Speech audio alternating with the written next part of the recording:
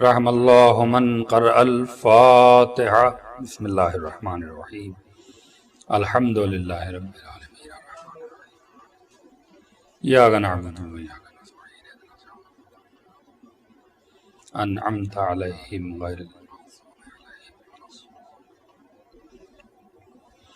اعوذ باللہ من الشیطان اللعین الرجیم۔ بسم اللہ الرحمن الرحیم۔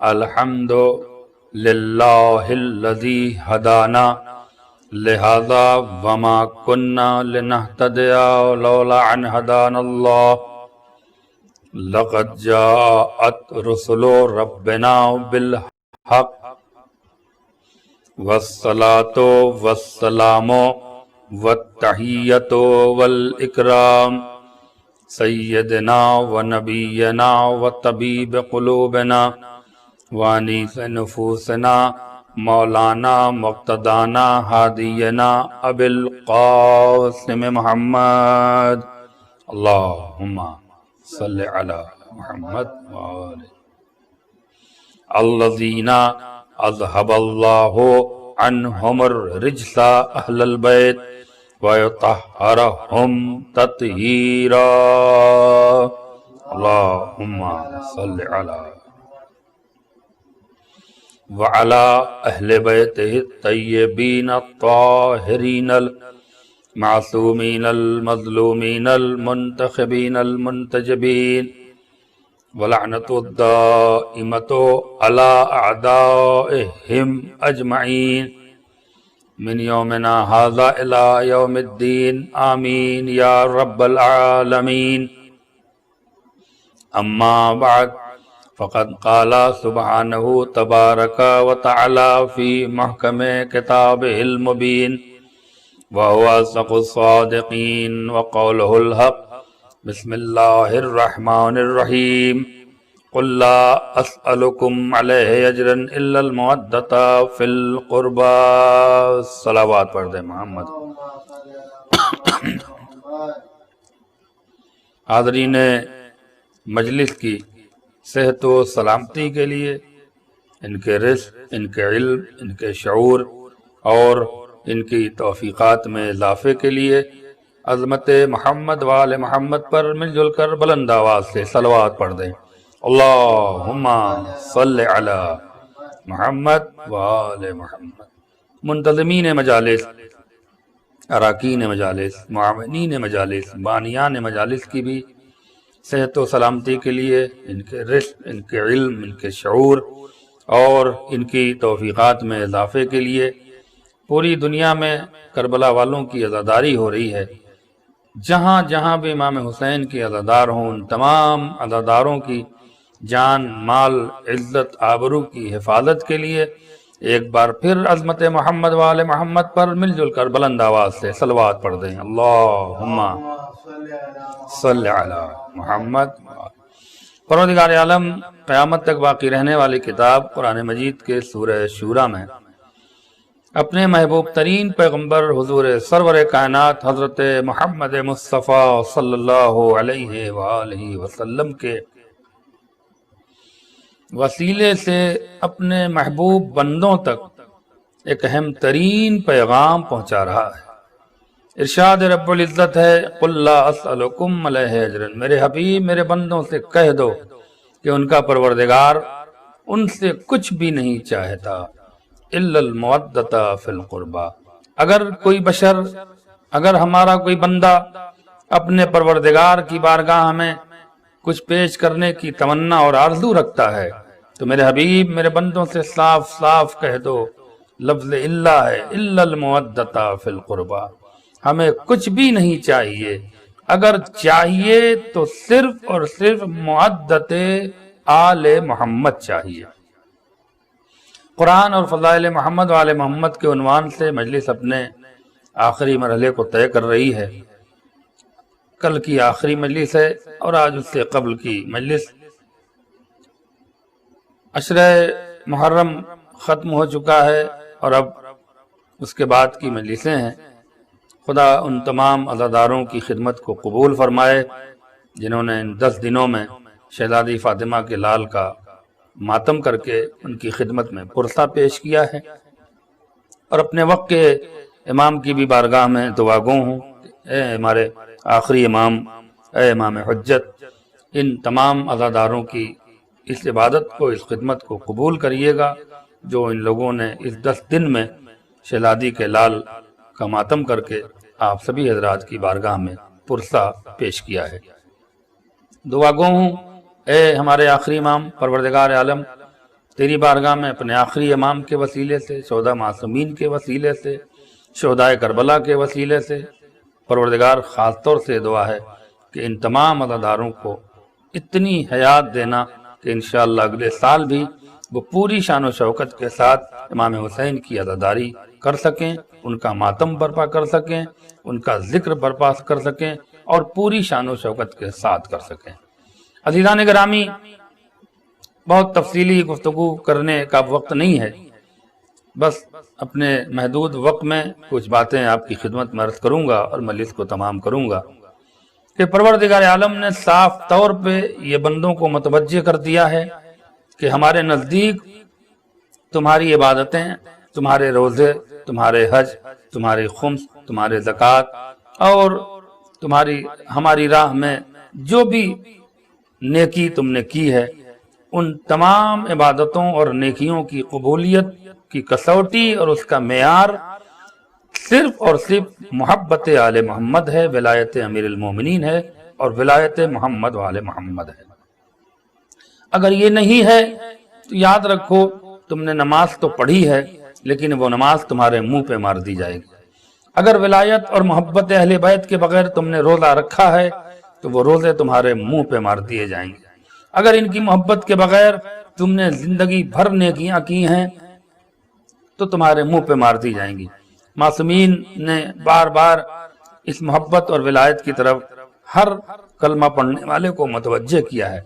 यहाँ तक कि हमारे छठे इमाम से एक हदीस आती है, आपने इरशाद फरमाया कि अगर किसी के आमाल, किसी का किरदार नबी से भी अफजल हो, अल्लाहु अकबर, अंबिया से भी अफजल उसका किरदार हो और उसके अमाल हों, लेकिन अगर उसके दिल में हमारी विलायत नहीं, हमारी मोहब्बत नहीं, तो परवरदिगार उस तमाम अमाल को और उसके किरदार को बर्बाद कर देगा। इसलिए कि जिसकी बदौलत इस इबादत को तुम तक पहुंचाया गया, या यूं कह दूं कि जिनकी बदौलत तुम दुनिया में जी कर आए, अगर उनके ही साथ तुमने नमक हलाली नहीं की है तो फिर परवरदिगार तुम्हें किस सफ में शुमार करेगा। इसलिए कि अल्लाह की बारगाह में इज्जतदार वही होगा, उसकी निगाह में इंसान वही शुमार होगा जो इश्क आले मोहम्मद और मोहब्बत आले मोहम्मद के साथ दुनिया से उठेगा। यही वजह है कि नबी करीम ने जब तक जिंदा रहे अहले बैत की मोहब्बत, मौलाए मुत्तकियान की विलायत, बीबी फातिमा की मोहब्बत, हसन हुसैन की मार्फत पर हर खुतबे में, हर मजलिस में, हर नशिस्त में, हर महफिल में, हर मजलिस में इस पर जोर दिया कि देखो इन्हें पहचानो, इनकी मार्फत हासिल करो। जब तक दुनिया में रहो इनसे वफादारी करते रहो, इन पर अपनी जान कुर्बान करते रहो। इसलिए कि यही वो खानदान है, यही वो मेरे क़राबतदार हैं जो तुम्हारी दुनिया को भी बचा लेंगे और तुम्हारी आखिरत को भी बचा लेंगे।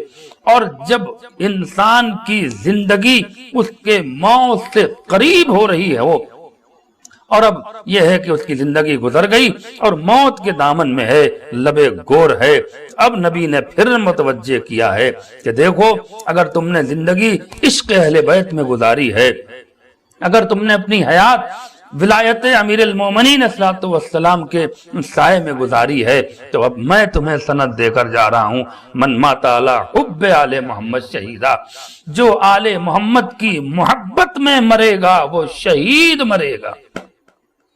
اور شہید مرتا نہیں ہے بلکہ جگہ بدل دیتا ہے۔ اسی لیے ہم لوگ جب کسی کے مرنے کی خبر دیتے ہیں تو کیا کہتے ہیں؟ فلاں صاحب کا انتقال ہو گیا۔ انتقال کے معنی کیا ہیں؟ منتقل ہونا، جگہ بدلنا۔ اس کا مطلب یہ ہے، یہ لفظ عرف عام میں اس لیے استعمال ہوتا ہے کہ جو اہل بیت کی محبت میں مرتا ہے وہ دنیا فانی کو چھوڑ کر ابدی حیات لے کر اس بارگاہ میں جاتا ہے کہ جہاں پہنچنے کے بعد پھر موت کا تصور نہیں ہے۔ ایک صلوات پڑھ دیں محمد و آل محمد پر۔ لہذا معدت ہی سب سے بڑی دولت ہے۔ میں بار بار دور دے رہا ہوں، انشاءاللہ کل کی مجلس ہمارے آپ کے اس عشر محرم کی آخری مجلس ہوگی، کچھ اس میں بھی گفتگو کروں گا، لیکن آج اس سلسلے خطابت کو تھوڑا اور آگے بڑھاؤں تاکہ جو پیغام دینا چاہتا ہوں وہ آپ تک پہنچا سکوں۔ محبت کو جب معراج عطا ہوتی ہے تو مودت کی ابتدا ہوتی ہے، اور مودت معرفت کے بغیر کبھی انسان کو حاصل نہیں ہوگی، اس لیے کہ محبت کا رشتہ جذبات سے ہوتا ہے، انسان ایموشنل ہو جاتا ہے محبت میں، اس لیے کہ جب جذبات بڑھتے ہیں تو انسان عقل کو چھوڑ دیتا ہے، عقل کو بھول جاتا ہے۔ لہذا جو عقل استعمال کرتے ہیں وہ کبھی جذباتی نہیں ہوتے، اس لیے انہیں پتا ہے کہ اس کا نتیجہ کیا ہوگا، اس کا انجام کیا ہوگا۔ اہل بیت علیہ السلام کو اپنے جذبات سے ہم فالو کر کے نہیں معرفت حاصل کر سکتے، بلکہ اپنے عقل سلیم کے استعمال سے ہم ان کی معرفت حاصل کر سکتے ہیں، ہم انہیں پہچان سکتے ہیں۔ لہذا مودت انسان کو حاصل کرنا چاہیے، اس کے بغیر ہم زندہ نہیں رہ سکتے، عشق آل محمد کے بغیر، عزاداری امام حسین کے بغیر، محبت چہاردہ معصومین کے بغیر، اور وہ تمام معزز ہستیاں، محترم ہستیاں جنہیں اہل بیت نے جن پر فخر کیا، جن پر ہمارے ائمہ اطہار نے فخر کیا، جو ان کے شاگرد تھے، جو ان کے صحابی تھے، یہ معزز ہستیاں ہیں۔ قسم خدا کی ہم تو یہ تمنا رکھتے ہیں کہ ان کے کسی صحابی کے لائق بھی، ان کے شاگردی یا ان کی خاک پاک کے لائق بھی اگر ہم بن جائیں تو یقین جانیے وہ انسان اپنے مقدر کا دھنی مانا جائے گا۔ جو ان کے کسی خاص صحابی کے شاگردوں کے لائق بھی اگر اپنے آپ کو بنا لیتا ہے تو یہ صحیح ہے کہ اس نے دنیا میں بھی اپنی کامیابی حاصل کر لی اور آخرت میں بھی کامیابی حاصل کر لی۔ اس لیے کہ مودت یاد رکھیے گا کبھی بھی مومن کے دل سے نہیں نکل سکتی۔ میں نے کل کی پرسوں کی مجلس میں یہ بات آپ تک پہنچائی تھی کہ اسلام کلمہ پڑھنے سے انسان اسلام کے دائرے میں آتا ہے، لیکن کلمہ پڑھنے سے انسان مومن نہیں ہوتا، اس لیے کہ کلمہ پڑھنے کے بعد آپ صرف مسلمان ہوئے ہیں۔ ایمان کی سند کب ملے گی؟ جب اہل بیت علیہ السلام سے آپ کو محبت اور مودت ہوگی، جب ان پر آپ ایمان لائیں گے تب جا کے آپ صاحب ایمان کہلائیں گے۔ غور فرمائیے گا۔ لہذا علی کی ولایت کے بغیر نہ انسان کا اسلام مکمل ہے نہ ایمان مکمل ہے۔ یہ گفتگو ہو رہی ہے، لیکن اب ایک جملہ کہنا چاہ رہا ہوں۔ عربی میں ایک محاورہ ہے، توجہ چاہ رہا ہوں، عربی میں ایک محاورہ ہے، کیا ہے؟ السمک فی الماء۔ یہ بہت زیادہ عربی میں بولا جاتا ہے، اور جہاں عرب کا ملک ہے وہاں پر عرف عام ہے کہ مچھلی پانی میں۔ قرآن کی آیت کیا ہے؟ مودت قربا میں۔ توجہ چاہ رہا ہوں، ان لوگوں کے لیے اللہ نے مودت کا لفظ نہیں رکھا ہے دیگر کسی شخصیت کے لیے، صرف مودت کا لفظ قربا کے لیے استعمال ہوا ہے۔ لیکن ذرا روک رہا ہوں اس بات سے، قربا کو بھی تھوڑا سا واضح کر دوں تاکہ السمک فی الماء کا نتیجہ آپ تک پہنچا سکوں اور گفتگو آگے بڑھا دوں۔ لفظ قربا، فخر الدین رازی تفسیر کبیر کی دوسری جلد میں تحریر فرماتے ہیں کہ لفظ قربا عربی گرامر سے واحد ہے، سنگل ہے، اور مؤنث ہے یعنی فیمیل ہے۔ قربا فیمیل سے ہے، توجہ جا رہا ہوں، واحد ہے، ایک ہے، اور اس میں تفضیل ہے، یعنی اس ایک फीमेल पर्सनालिटी को अल्लाह ने कुर्बा का मिज़दाक बनाया है। कौन? जो इसमें तफजील जो नबी करीम से हुजूर सल्लल्लाहु अलैहि वसल्लम से बहुत ज्यादा अटैच हो, बहुत ज्यादा करीब हो, उस जात को कुर्बा का मिज़दाक बनाया है। बात वाज़े हो गई कि फखरुद्दीन नादी ने साफ तौर पे शहजादी कौनैन बीबी फातिमा सलामुल्लाह अलैहा की तरफ इशारा किया है कि वो फीमेल जात सिर्फ 14 मासूमीन की फहरिस्त में एक है जिसे परवरदिगार कुर्बा का मिज़दाक बना रहा है। अब लिखने वाले चाहे जो लिखें, शहजादी की फजीलत घटाने के लिए बुग़्ज़ अहले बैत में, बुग़्ज़ बीबी फातिमा में चाहे 4 बेटियां लिखें, चाहे 40 बेटियां लिखें, हमें इससे बहस नहीं करना है कि नबी के और बेटियां थीं। लेकिन जो लिख रहे हैं वो माज़अल्लाह शहजादी की फजीलत नहीं घटा रहे हैं, बल्कि वो अपने वक्त के रसूल की तौहीन कर रहे हैं। अल्लाहु अकबर। वो अपने उस रसूल की तौहीन कर रहे हैं कि जिसकी रिसालत की गवाही हर नमाज में, हर अजान में देते हैं। अशहदु अन्ना मुहम्मदुर रसूलुल्लाह, ये गवाही देने के बाद हर इंसान मुसलमान होता है।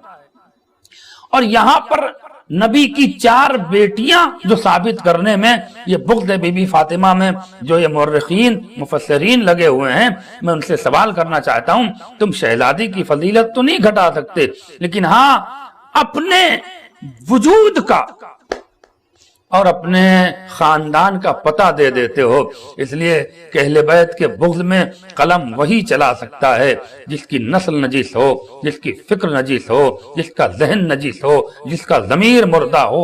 वरना कोई वफादार और गैरतमंद इंसान कभी अहले बैत अलैहिमुस्सलाम के खिलाफ न बोलने की जुर्रत करता है, न उनके खिलाफ कुछ लिखने की हिम्मत करता है। ये शराफत इंसानी के खिलाफ है। अब वो बात कैसे हो? पूछने वाले पूछेंगे कि भाई ये कैसे हम मान लें कि हम माज़अल्लाह 4 बेटियां लिख के नबी की तौहीन कर रहे हैं। तो इनसे सवाल है मेरा कि तुम्हारा नबी अगर 4 बेटियों का बाप था तो उसने हर जगह एक ही बेटी के बारे में हदीस क्यों बयान की? आप उठा के देखिए, उलमा अहले सुन्नत की बेशुमार किताबें हैं जहां जो भी हदीस मिली है वो सिर्फ शहजादी के सिलसिले में मिली है।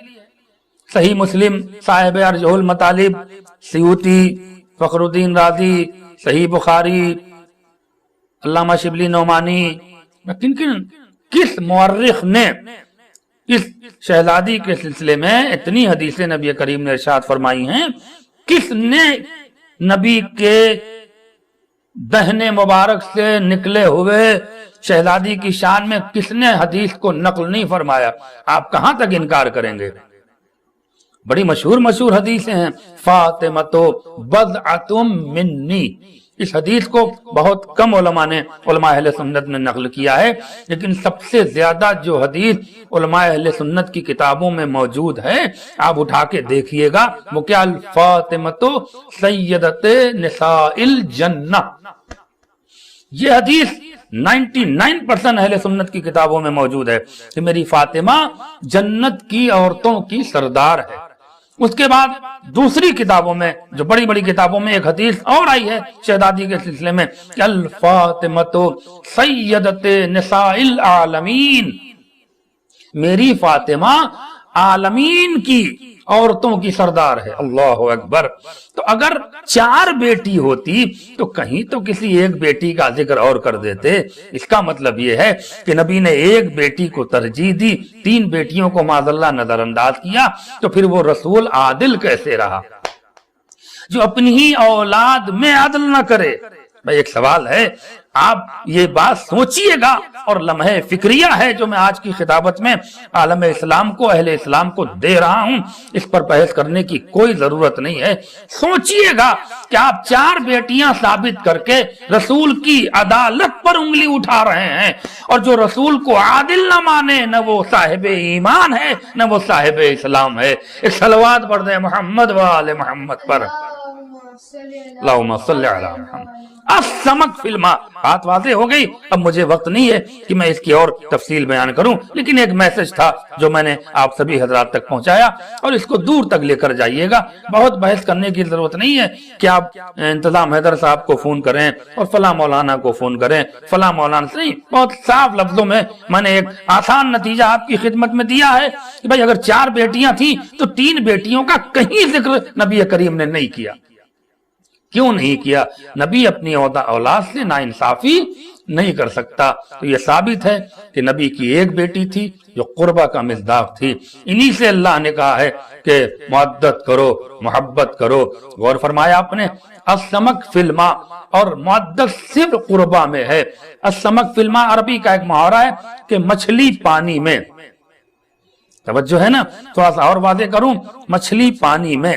जहां मछली है वहां पानी है, जहां पानी है वहां मछली है।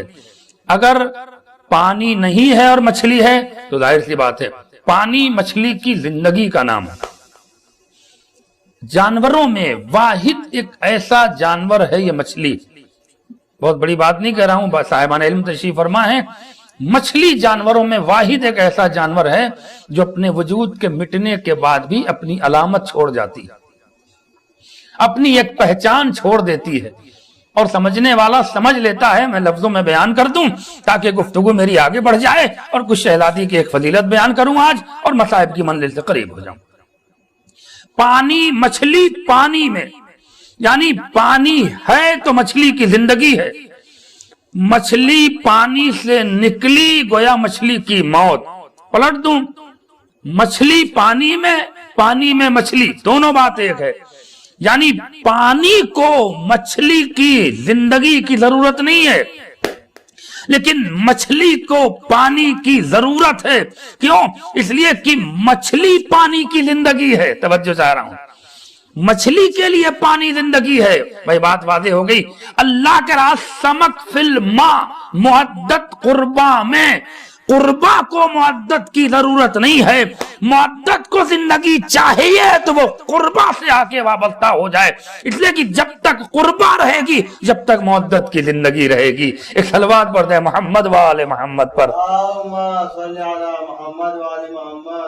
तवज्जो है ना मेरे अली? तो खुदा आपको सलामत रखे। लिहाजा जहां लफ्ज मुअद्दत आप सुने वहां मुराद सिर्फ कुर्बा है। बीबी फातिमा है, शहजादी हैं, मौला अली हैं, और बीबी फातिमा की तमाम औलादें हैं।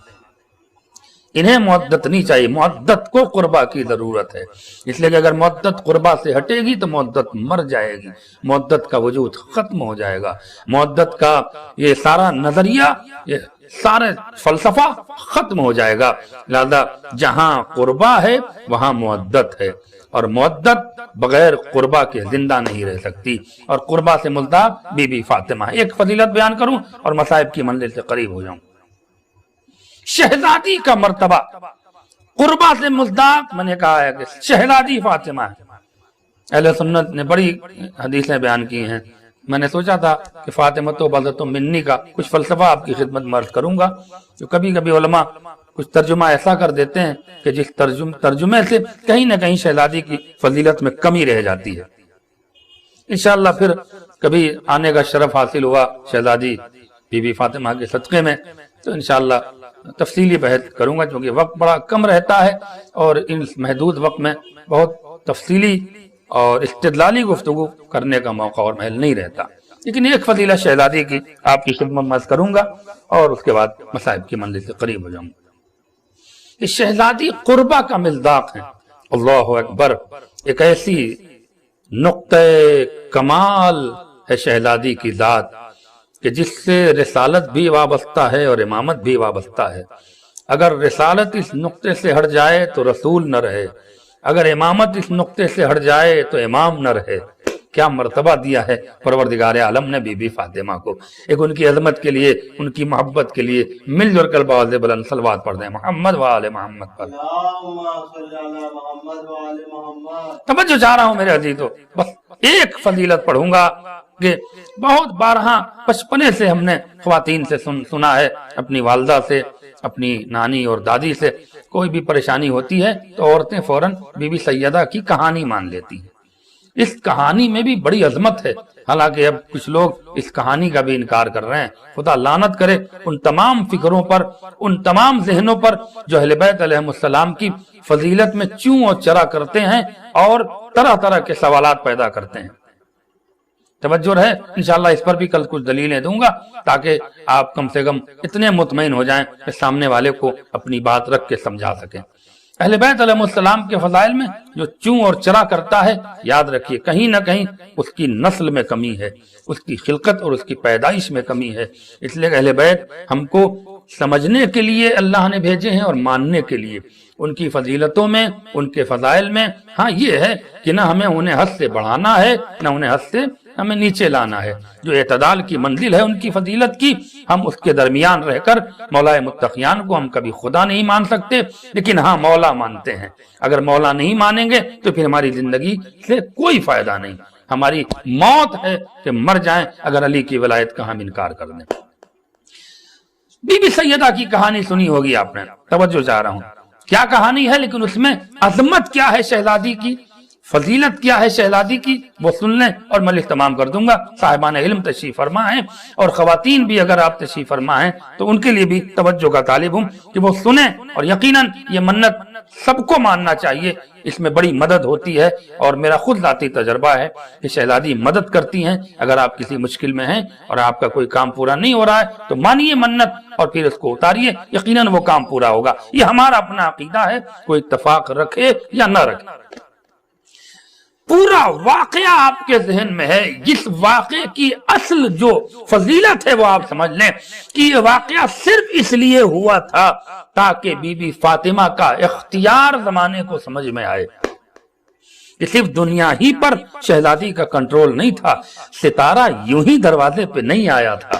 اللہ اکبر، ستارہ یوں ہی دروازے پہ نہیں آیا تھا، جبریل یوں ہی گھر میں جھولا جھولانے نہیں آتے تھے، ملائکہ یوں ہی سلام کرنے کو نہیں آتے تھے، رضوان جنا یوں ہی خیاط بن کے نہیں آیا۔ اتنا بڑا با عزت، با کمال، با شرف فرشتہ جو عرش اعظم پر رضوان بن کے رہ رہا ہو، اور جب در سیدہ پہ آیا تو خیاط بن کے آیا۔ چھوڑیے اس سے بڑی فضیلت کہ جس ملک الموت کو نبی سے بھی اجازت لینے کی ضرورت نہیں پڑی، لیکن جب وہ در سیدہ پہ آیا ہے تو شہزادی سے اجازت لینی پڑ رہی۔ اس کا مطلب یہ ہے کہ یہ جو ذات ہے اس کا پوری کائنات پر اختیار ہے۔ توجہ ہے نا میرے عزیزو، چاہے وہ جن ہوں، ملک ہوں، عرش ہو، فرش ہو، چاند ہو، سورج ہو، ستارے ہوں، یہ ساری چیزیں ہیں، ساری علی نے اپنی فضیلتیں ثابت کر دی تھی۔ ڈوبتے ہوئے سورج کو پلٹایا، سمجھ گئے، زمانہ سمجھ گیا کہ ہاں صاحب اختیار ہیں۔ نبی نے چاند کے 2 ٹکڑے کیے، سمجھ گیا زمانہ کہ اللہ کے رسول ہیں۔ تو اب شہزادی کی بھی تو فضیلت کو سمجھنا تھا، شہزادی کے بھی تو کیریکٹر کو دنیا کے سامنے لانا تھا۔ بھائی شادی ہوئی یہودی کی، چاہتے تو منع کر دیتے مولائے متقیان، لیکن کہا بنت رسول آپ کی مرضی ہے، ہم آپ سے کہہ رہے ہیں آپ جانا چاہیں۔ ابو الحسن اگر بلانے والے نے محبت سے بلایا ہے تو میں جاؤں گی، کہا نہیں محبت تو نہیں، جہاں تک ہے کہ وہ خدا نخواستہ معاذ اللہ آپ کی توہین کرنا چاہتا ہے۔ تو وہ شہزادی نے کہا ٹھیک ہے، وہاں اتنی بڑے یہودی کے گھر کی شادی، بڑے بڑے شہنشاہ، بڑے بڑے رؤسا، رئیس، سب بڑے بڑے لوگ اس شادی میں موجود ہیں، اور شہزادی کے پاس ایک بوسیدہ چادر ہے، ایک بوسیدہ لباس ہے۔ لیکن جب پوچھنے والے نے پوچھا تو شہزادی نے انکار نہیں کیا۔ یہی واقعہ ہے، یہی جناب شہزادی کی کہانی ہے جو بی بی سیدہ کے کہانی کے نام سے جانی اور پہچانی جاتی ہے۔ سارا واقعہ آپ کے ذہن میں ہے، مجھے نتیجہ دے کر مجلس کو اپنے آخری مرحلے سے قریب کر دینا ہے۔ شہزادی گئی شادی میں، مریم، حوا، سارا، یہ جتنی معصومہ ہیں یہ سب شہزادی کے کو دائرہ بنا کر استقبال اور مرحبا کی صدائیں بلند کرتے ہوئے یہودی کے دروازے پہ شہزادی نے قدم رکھا اور ادھر دلہن حجرے میں مر گئی۔ یہی تو واقعہ ہے، ادھر دلہن مر گئی. شور اٹھا معاذ اللہ کہ شہزادی نبی کریم کی بیٹی مولا متقیان کی زوجہ کا بہرحال آنا اچھا نہیں ہے، اور یہ ہے اور فلاں ہے. میں ان جملوں کو دہرانا نہیں سمجھتا ہوں کہ مناسب ہے شہزادی کی فضیلت کے سلسلے میں، لیکن یہ سارا واقعہ لکھا ہوا ہے. ادھر شہزادی نے اطمینان سے قدم آگے بڑھائے، اور جب شور ہوا کہ دلہن مر گئی، شہزادی نے وضو کیا، مصلی بچھایا، اور اب اللہ کی بارگاہ میں دعا کر رہی ہیں. توجہ رہے میرے عزیزو، ادھر دعا مکمل بھی نہیں ہوئی تھی اور ادھر دلہن زندہ اٹھ کے بیٹھ گئی. اب جو شہزادی اس دلہن کے حجرے میں جاتی ہیں تو دلہن نے جھکتے ہی سلام کیا، اور سلام کرنے کے بعد دست ادب کو چومنے کے بعد ایک فقرہ کہا، ارے یہی تو بی بی تھی جو ابھی ہمیں کچھ دیر کلمہ پڑھوا کے مسلمان کر رہی تھی. میں پوچھنا چاہتا ہوں صاحبان علم سے، صاحبان اسلام سے، بڑے بڑے مورخین سے، بڑے بڑے پڑھے لکھے افراد سے، کہ جب انسان مرتا ہے تو اس کی روح کہاں جاتی ہے؟ بھائی یہ ہر مورخ نے لکھا کہ دلہن مر چکی تھی اور اس کی روح عالم ارواح میں تھی، کلمہ پڑھتی ہوئی زندہ ہوئی. بھائی اگر زندہ ہونے کے بعد شہزادی نے کہا ہوتا کہ میں نے تجھے زندہ کیا ہے، کلمہ پڑھ لے، تو پھر کوئی فضیلت نہیں ہوتی. وہ احسان مان کے کلمہ نہیں، خدا کو کیا دکھانا تھا؟ وہ دلہن زندہ ہوئی تو لا الہ الا اللہ پڑھتی ہوئی، محمد الرسول اللہ پڑھتی ہوئی، اللہ اکبر. اور جیسے ہی شہزادی کو دیکھا قدموں میں گر کے کہتی ہے، ارے یہی بی بی جو ہیں مجھے کلمہ پڑھوا رہی تھی. تو اب فیصلہ کیا کرنا ہے کہ وہ دلہن مرنے کے بعد عالم ارواح میں روح تھی، اور وہاں پر عالم ارواح میں کلمہ پڑھ کے اب جو زندگی مل رہی ہے تو وہ اسلام کے ساتھ مل رہی ہے. مجھے کہنے دیجئے، تم دنیا کے اختیارات شہزادی کے دیکھتے ہو، ارے جس کا اختیار عالم ارواح پر ہو، اگر وہ مباہلے کے میدان میں آ جائے تو نصران کیسے اس کا مقابلہ کر سکتے ہیں؟ ایک صلوات پڑھ دے محمد و آل محمد پر. اللہم صلی اللہ. یہ ہے شہزادی کا مرتبہ، یہ ہے محمد کی بیٹی کا مرتبہ. بس ارباب اللہ کس شان سے امام حسین کو پالا ہے بی بی نے، اور یہ کہہ کے پالا، میرے لال تجھے اسلام بچانا ہے، میرے لال تجھے اسلام کے لیے قربانی دینا ہے. ہاں ارباب اللہ 11 محرم کی شام آ گئی، فاطمہ کا گھر اجڑ چکا، علی اکبر مارے گئے، اون و محمد مارے گئے، قاسم شہید ہو گئے، شام میں غریباں میں خیموں میں آگ لگ گئی، سامان لوٹے جا چکے ہیں، اور اب عالم یہ ہے کہ بیویوں کو قیدی بنایا جا رہا ہے. بہت تفصیلی مصائب نہیں پڑھ سکتا، لیکن علامہ مجلسی کی ایک روایت سن لیں اور مجلس کو تمام کروں گا. خدا آپ کو کوئی غم نہ دے سوائے غم کربلا کے. ہاں ارباب عذاب دنیا اداس لگ رہی ہے. اللہ اکبر. عاشور کے بعد جیسے یہ محسوس ہوتا ہے کہ پوری کائنات اجڑ گئی ہو. اللہ اللہ. فاطمہ کا گھر اجڑنے کے بعد یہ دنیا سونی کیوں نہ لگے؟ حسین کا گلا کٹنے کے بعد یہ دنیا سونی کیوں نہ لگے؟ یہ وجہ خلقت کائنات تھے اور ان کے گلے پہ چھری چلائی گئی. ہاں ارباب عذاب علامہ مجلسی لکھتے ہیں کہ جب 11 محرم کی صبح ہوئی اور شمر نے کہا ہم ان بیویوں کو ادھر سے گزاریں گے، ان سخت راستوں سے لے جائیں گے، ہاں کہ جہاں پر سخت ترین مرحلہ ہے، اس لیے کہ پتھریلی زمینیں ہوں، پہاڑ ہو، اور نشیب و فراز کے ذریعے جتنا انہیں تکلیف دیا جا سکتا ہے وہ دیا جائے گا.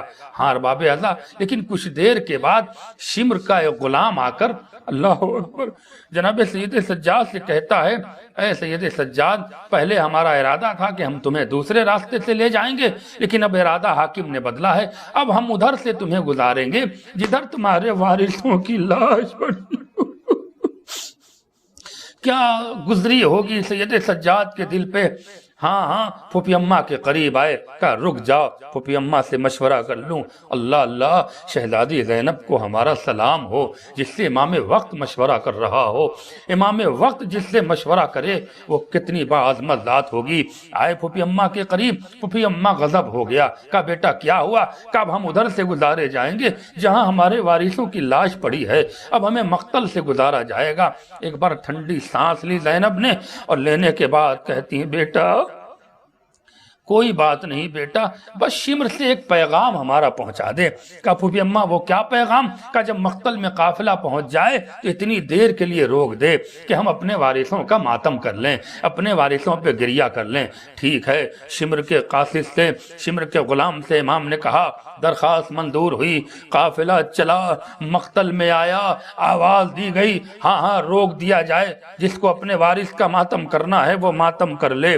سید سجاد سے بی بی زینب نے کہا، بیٹا مجھے ان محمد کے لاشے پہ من ہماری نہ جانا، ہماری سواری ہمارے بھیا کے لاشے پہ لا کے کھڑا کر دینا۔ ہاں ارباب ادا دل پہ ہاتھ رکھ کے سن سکتے ہیں تو سن لیجئے، مجلس تمام ہو رہی ہے، مقتل میں قافلہ آیا اور ایک ایک بی بی اپنے آپ کو ہماری سے اتار رہی ہیں۔ ام لیلہ اتری، علی اکبر کے لاشے سے جا کے لپٹ گئیں۔ ام فروا اتری، قاسم کے ٹکڑوں سے جا کے لپٹ گئیں۔ رباب اتری، ننھی سی لاش گود میں لے کر رو رہی ہیں۔ ساری بیبیاں ہماری سے اتر گئیں، زینب تنہا ہماری پہ بیٹھی رہیں۔ سید سجاد آئے، پھوپھی اماں کیا آپ اپنے بھیا کا ماتم نہیں کریں گی؟ اے بیٹا تم نے مجھے کس کے لاشے پہ کھڑا کیا؟ کہا پھوپھی اماں غضب ہو گیا، ارے یہ بابا کا لاشا، آپ کے بھائی حسین کا لاشا۔ علامہ لکھتے ہیں زینب نے جیسے ہی سنا کہ یہ میرے بھیا کے لاشوں کے ٹکڑے ہیں، اپنے آپ کو اونٹ سے حسین کے لاشے پہ گرایا، اور گرانے کے بعد ایک عجیب و غریب فقرہ کہتی ہیں، بھیا یہ زینب پہچانتی تو کیسے پہچانتی؟ جب تم خیمے سے رخصت ہوئے تھے تو تمہاری ہڈیاں سلامت تھیں، تمہارا جسم سالم تھا، اے بھیا اب تو تمہاری ہڈیاں بھی چور چور ہیں۔ جزاکم اللہ خیر الجزاء، خدا آپ کو کوئی غم نہ دے سوائے غم مظلوم کربلا کے۔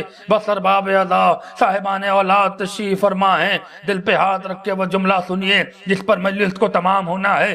زینب خوب بھائی کے لاشے سے لپٹ کے روئیں، اور لپٹ کے رونے کے بعد علامہ لکھتے ہیں کہ پھر بھائی کے لاشے کے سرانے کھڑی ہوئی، اور کھڑی ہونے کے بعد ہاتھ جوڑ کے کہتی ہیں، بھیا اس زینب نے تو نہیں پہچانا؟ لیکن بھیا یہ بہن پوچھ رہی کیا آپ نے زینب کو پہچانا کہ کون ہے؟